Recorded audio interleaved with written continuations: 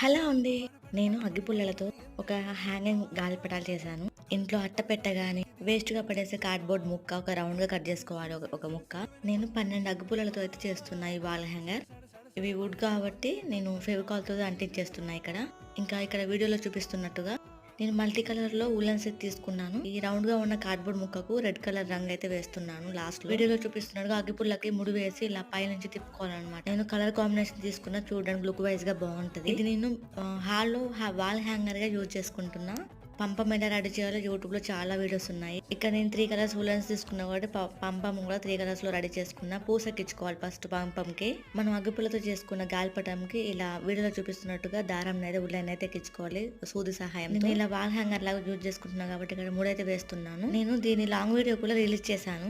Title మీద and డిస్క్రిప్షన్‌లో link provide చేస్తాను. ఇంట్రెస్ట్ ఉంటే చూడొచ్చు. ఎలా ఉంది? నచ్చిందా? లైక్ చేయొచ్చు కదా! సబ్స్క్రైబ్ చేసుకోండి. థాంక్యూ.